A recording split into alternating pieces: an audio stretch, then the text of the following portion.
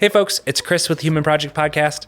In this episode, we're going to talk about what do we do to go beyond just connection? How do we handle confrontation? How do we handle conflict? How do we handle when we need to speak the truth? And how do we do that lovingly?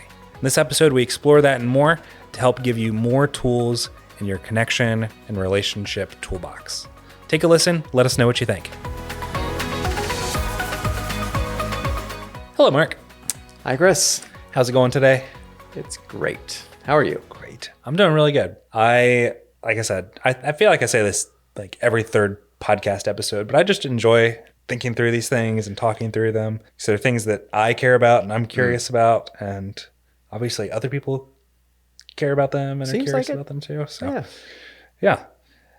This one is something that's near and dear to my heart because we talk a lot about emotions. We talk a lot about needing to build more of the muscle around being with and connecting and all of that and listening. Those are key skills for us because they've revolutionized our own personal lives individually as well as our relationships and the work that we do. Yeah.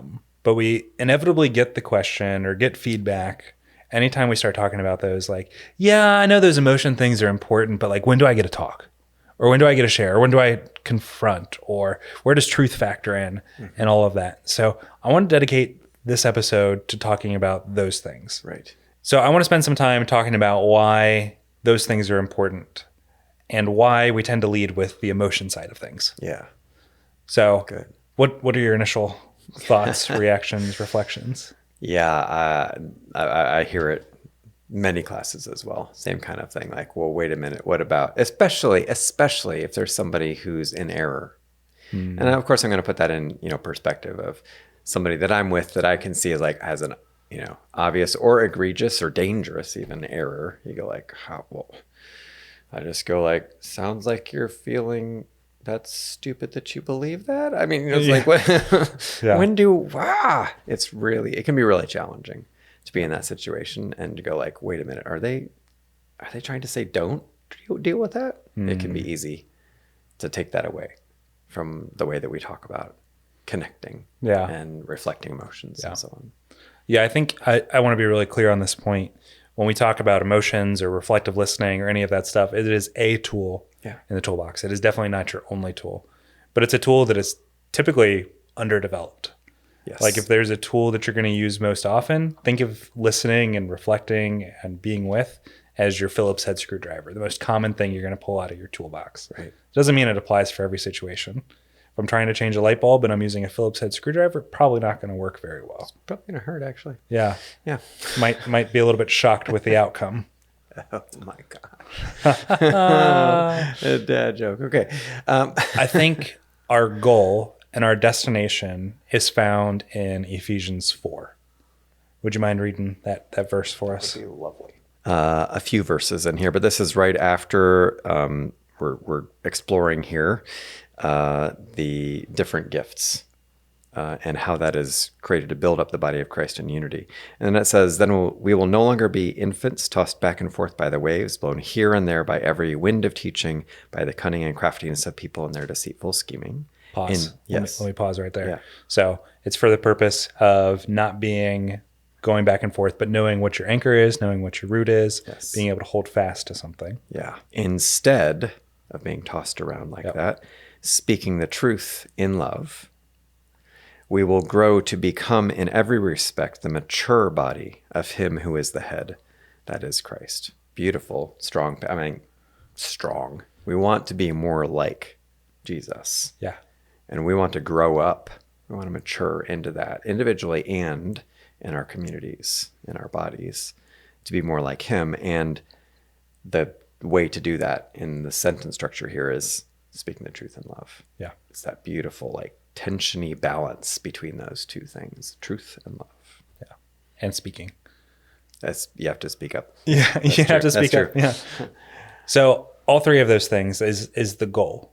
Yeah. But I think the danger without addressing the emotion or the connection side of things is that stuff tends to come across as in one ear, out the other. Yeah. That if you're not building that skill, if people don't feel like you care about them or you're there for them or you want their best interest, then it just becomes noise. and it loses its impact from an individual perspective. Doesn't mean that God can't still use that. True. Yeah. But what comes to mind for me is the street preacher on the corner with the megaphone. Yeah. I can't personally vouch for the effectiveness of that, but I know what it does or how I react to it. Yeah. And it's just noise. I'm like, even though I agree with what he's saying most of the time, it comes across as noise. I'm the same as you. To me, that I put my defenses up. That's my response to that kind of thing. My defenses tend to go up. Even when I agree, I'm like, why is that happening? I agree with the guy. And I also have friends who have told me that had an effect in bringing them to salvation. So I just want to emphasize what you said. God can use it. Yeah. I'm not trying to say that's not possible or that's not good, right? There are good things there.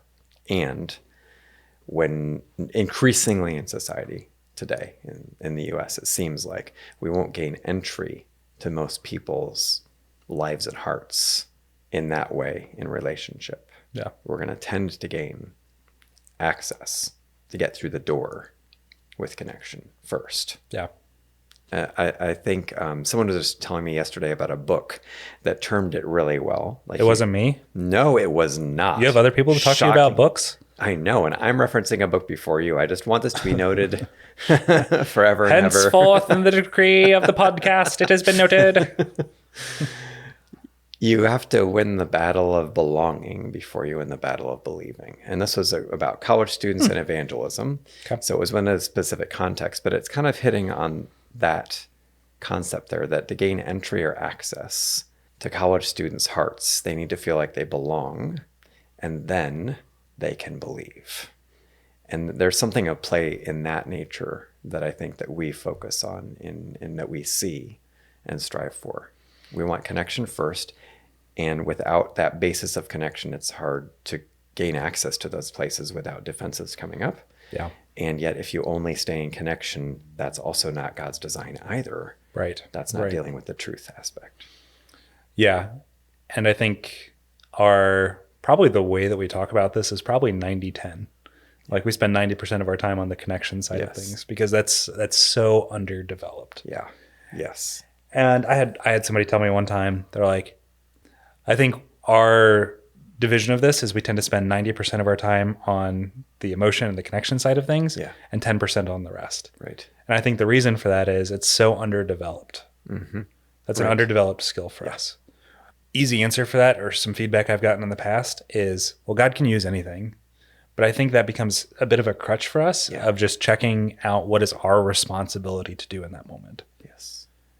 Like, I think there are ways that we need to be integrated in with how people receive things and be more willing and use that as a tool. Right. I would use the example of Paul in Athens, I think he was, with the unknown God. Yep, right? Acts 17. He found a way to access the culture, which is not to say we bend truth. And yet it's also that we find a way to access the culture, the people around us. Yeah. God has created us with brains that we can use what's at our disposal in a way that is glorifying to him. Yes. And that's the intent of what we're trying to say with emotion and connection. And that can be great in and of itself. But like you said, don't just stay there when you need something beyond that. Yeah. And so the goal of why we brought up Ephesians 4, what was the verse that had speaking the truth and love in it? So that was in Ephesians 4:15. 4:15. So speaking the truth in love, that's the goal for the purpose of maturity to being more like Jesus. Yes. That's the goal. Yeah. For ourselves and the people we're with in our community. So I think something that'd be helpful to do with the rest of this episode is talk, what does that look like? What does that look like, assuming you have built this base of connection? Right. And that's a big assumption. So go back to all the other episodes we've talked about connection and listening and reflecting and emotions, all of those things. But that's a base that takes time to build. Yeah. The goal of building on top of that foundation of connection is speaking the truth in love. So I think there's 3 words in there: speaking, truth, and love. So first up, we tend to have a speaking problem of actually being able to say what's there. Right. The second is we have a truth problem. Are we actually willing to share what is the truth? And third, the way that we handle it is in love. So we have a class dedicated to this called Speaking the Truth in Love. Yeah. And it's about building on top of that exact base. It's a bit of a conflict class, bit of a themes and deeper listening type class. And yeah, definitely something worth checking out. But I'm curious for your thoughts. How do we handle those three things well? Maybe let's start with speaking. So speaking up, I'll just say motive. I'll just actually say this for all three of them. Motive, critical. Yeah. Critical. So going back to Ephesians 4, what's my motive? It's the purpose. As you said before, the purpose is for building up the body of Christ. So it's unity and it's maturity. That's what I'm aiming at there. So what is it that's driving this for me? That's what I want to make sure I'm identifying and I'm clear about. If I'm operating out of good motive, then my ability to speak up, it becomes easier, right? There's still risk involved, certainly, and that's usually why a lot of us don't speak up. Yeah. So that's worth considering. Why wouldn't we speak up? What are some of your thoughts on that? Why might we not want to speak up? I think it comes down to like trying to protect a relationship or not wanting to disturb the waters or going back to being nice versus kind. I think that's a big reason. The challenges that I see with speaking is how we do it. Tend to be more confrontive than loving, or confrontive just for confronting's sake and not necessarily out of love. Okay. A big one that comes to mind for me, we talk a lot about in our conflict class, is about you statements versus I statements. Right. So anytime you lead with a you, you're essentially like setting that person up to flood and respond. And we've talked about neurobiological flooding in other episodes. Yeah. But you're essentially setting up the conversation to fail. Right. You're like putting the other person on the defense. Yeah. And then we oftentimes will use things like global language in the middle of that too. You always. Oh, it's yeah. just like, just go ahead and verbally punch them. And what do you think they're going to do? Of course, they're going to get defensive. Just like if it happened to you, you would do the same thing. Right. Which I want to be clear throughout all of this. You can do all of these things imperfectly and God can still use them. Yeah. But I think it behooves us to think about how are we doing things in the most effective way, that our motives are there and it's honoring to God using the skills that he has given us and we see Jesus doing. Yeah. The other is truth, which this one we tend to talk about as discrepancies. Right. There's a difference between what somebody has said they're going to do or what they're actually doing, or what they're doing versus accordance with the higher law or things like that. Yeah. And that for myself, for Christine, for many people, when that was the definition of confrontation that unlocked confrontation for me. Because otherwise confrontation is just like equals stress. Basically, confrontation. Sure. I'm not saying it's not stressful, but to recognize that confrontation is to take two things and say they're not equaling each other. Like you just said. You said you do this, you didn't do this. Or you said this, now you're saying this. Or, whatever the two things are that are not matching up. Yeah. Now I can actually conceive of a way I could have that conversation in a way that might be received by the other person, and where I can balance the love, which the third aspect we're going to talk about here, that I can do this in a loving way, but a very clear way. Because if, otherwise my tendency is going to kind of be like, I'll confront, like, I'm sure you didn't mean to, and I'm sorry, like I'll apologize for them on their behalf and soften it, and it's fine, it's okay. All those kind of things, when that's not really actually clear about what the situation is that I'm talking about. So just understanding that discrepancy is the core of confrontation. Two things aren't matching up. Right. And then having the conversation about that, offering it to the other person, and then actually inviting their response. What's their perspective on that? Giving them an opportunity to look at that and react to it. Yeah. That's truth. Because your goal should be keep building on that connection. Because you're hopefully confronting them for a purpose. Yeah. Out of love and all of the other right motives. Yeah. But unification, building up, maturity, all of those things. And so it keeps coming back to that. It's not just you're trying to fix, or you're not just trying to shape them into being what you want them to be. Right. Manipulate, be another word for it. Sure. But help them see like what's wrong, what's going on, and you're together doing that. So number 3 is love. Love. Balancing love with the truth aspect that we've Yeah. talked about. What are your thoughts on how to do that well? Well, the easiest answer is you over-index on one or the other. You come across all truth like this, blah, blah, blah, that, blah, blah, blah, this.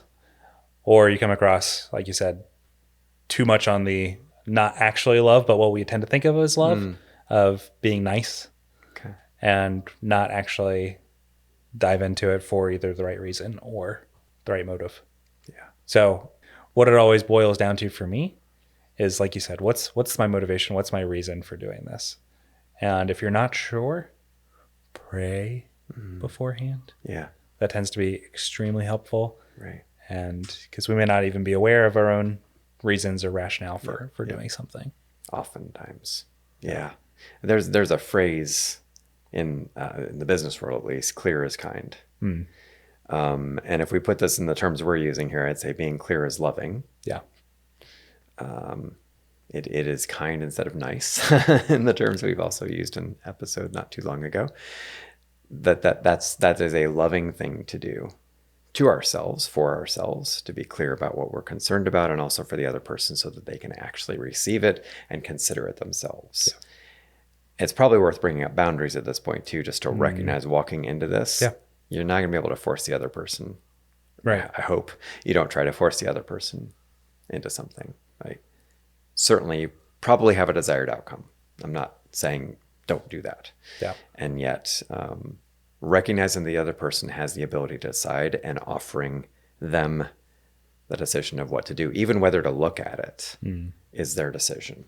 Yeah. If you to offer the discrepancy and they look at it and go, no, that's not a discrepancy. I mean, that's their choice. But what's our responsibility? What's loving for ourselves and for the other person is to offer it in a clear way, and then let them decide what they want to do about that. Yeah. And then we have a decision of what to do based on what their response is also. Yeah, it's an ongoing cycle of figuring out responsibility and praying throughout. Yeah, so speaking the truth in love, tying those three things together, building on top of the base of connection and warmth and empathy and respect and all of those great things, so that you can help enable people more towards Christ-likeness. Yeah. Bathe it all in prayer and bathe it all in connection. Because if I'm confronting you and you are convinced that I'm trying to be with you, right, that I want to be connected deeply with you, then you're more likely to receive it and understand, like, wow, this really hurts and I don't want to face this, and yet I know Mark really cares about me. Yeah. You are more likely to at least hold it and consider it. Maybe not in that moment. It might be too much, whatever it is, but that's what I'm aiming for. Yeah. And so then again, you return back to the base, right? So whatever your reaction is, I can reflect back what I think you might be seeing, feeling and thinking about that. Yep. And that's still, like I say, bathe it in that all the time. Yeah. And don't avoid the confrontation. It's absolutely necessary in relationship. Hopefully that's helpful for people listening and wondering, okay, great on the connection side. When do I need to talk about truth? How do I do that? How do I build on top of that? Yeah. So I hope this episode was helpful for that, and able to see some practical ways that you can continue to go beyond connection and leveraging connection to help get people more towards Christ-likeness. So thanks for exploring that, buddy. Yeah, good stuff. Important stuff. Yeah. Awesome. If this topic sounded interesting to you, or you have other questions or things that you'd like to see related to this topic, email us at info@humanproject.us. Hey folks, thanks for tuning in today. Our team is made up of myself, Chris Conlin, and Mark Wavle, and our lead editor is Derek Donley. We're a crowd-funded nonprofit. Our free resources exist because of your generous support. To learn more about us, or to check out the classes that we talk about here, visit us at www.humanproject.us. Thanks for joining us on our mission to bring 1 million lives closer to the fullness of God's design.